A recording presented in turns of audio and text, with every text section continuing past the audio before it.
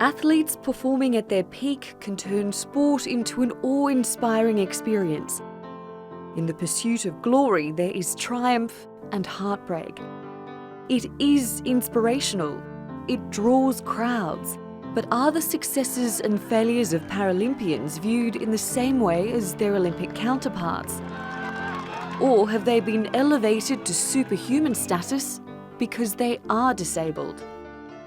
Disability activists use the term inspiration porn to describe objectifying disabled people for the sake of the non-disabled, singling them out because of their bodies.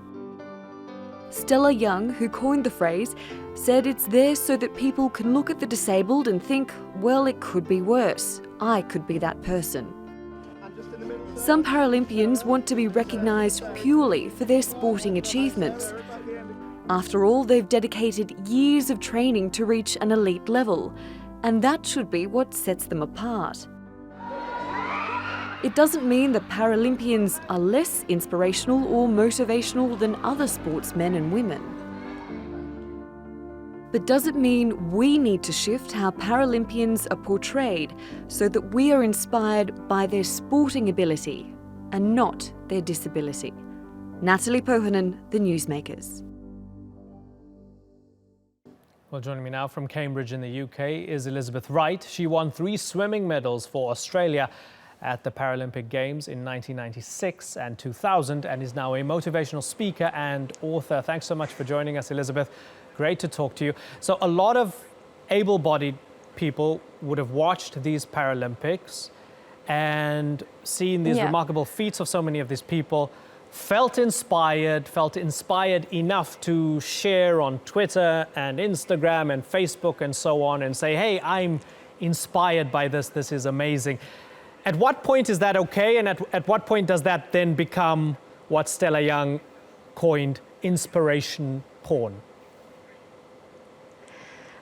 Yeah, I think essentially there can be a bit of a fine line between it because so often, I face it every day. People say to me, oh, you're so inspirational because you can drive a car, or I can get dressed and stuff like that. When really, when it comes to the Paralympics, Paralympians should be inspirational because of their sporting feats, just like the Olympians are.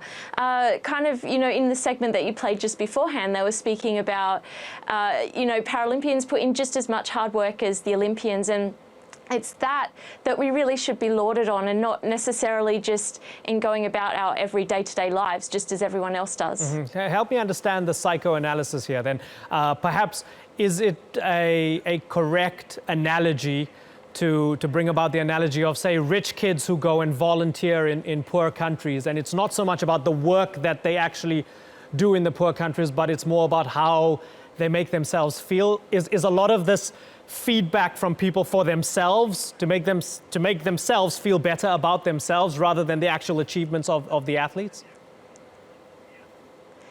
I think there certainly is an element of that. It's kind of seen as, you're not just overcoming that, mindset and psychological side of things to push past and really become an elite athlete and the best in your sport. It's kind of seen that, well, you're also overcoming your physical disability when for the actual athlete, it might not necessarily be anything to do with the disability. It's actually all about the sport and that kind of psychological side of having breakthroughs in your sport, doing personal bests and breaking world records and winning medals and making the Paralympics and all that. It's kind of hard because for a lot of people with disabilities, and I guess I speak from personal experience, I don't necessarily see myself as disabled because I'm so used to the way that my body is that for me it's absolutely normal. And sometimes that can be hard to explain to people. Yeah, some of these slogans from the Paralympics, we're the superhumans, or we are the superhumans, and there's no such thing as can't. Is that positive or negative, in your opinion?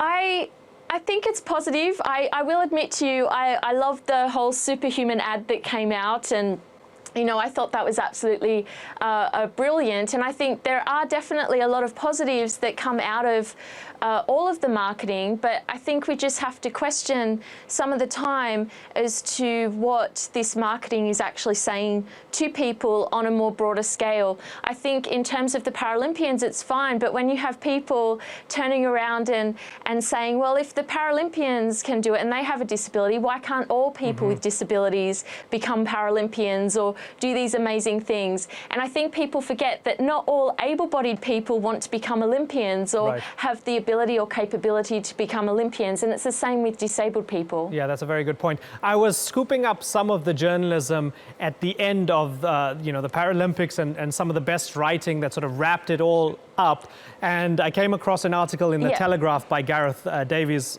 written in Rio, and it was a really good piece, but the headline said, "Once again, the Paralympic spirit has captivated us all." And so I just wonder, when you read something like that, do you think, oh God, here's another sort of headline infantilizing or fetishizing us? Or do you think, oh yeah, that sounds reasonable?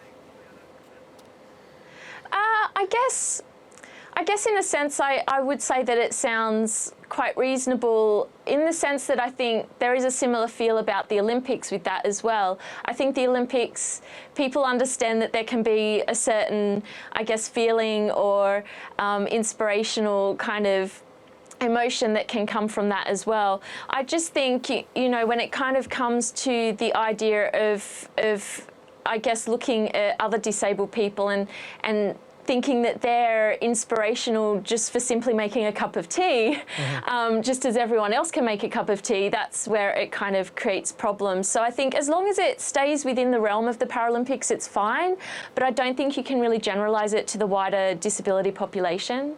Elizabeth, this has been really thought-provoking. Thanks so much for joining us, Elizabeth Wright.